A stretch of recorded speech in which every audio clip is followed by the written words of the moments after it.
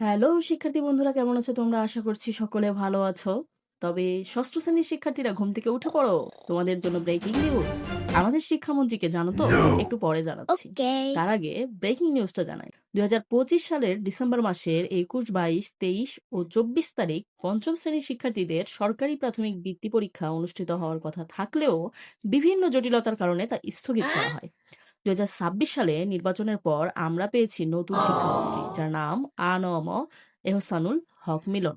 এই মানুষটি গতকাল একটা ব্রিফিং এ ঘোষণা করেছেন যে ২০২৫ সালের স্থগিতকৃত বৃত্তি পরীক্ষা পুনরায় অনুষ্ঠিত হবে এবং তিনি আরও বলেছেন ২০২৬ সালের এপ্রিল মাসেই অনুষ্ঠিত হতে যাচ্ছে স্থগিতকৃত বৃত্তি পরীক্ষা। তার মানে এখান থেকে আমরা এইটুকুই বুঝতে পারছি যে যারা এখন বর্তমানে ষষ্ঠ শ্রেণীতে পড়ছো, যারা পঞ্চম শ্রেণীতে বৃত্তি পরীক্ষাটা দিতে পারোনি, তারা এপ্রিল মাসে পুনরায় বৃত্তি পরীক্ষাটা দিতে পারবে।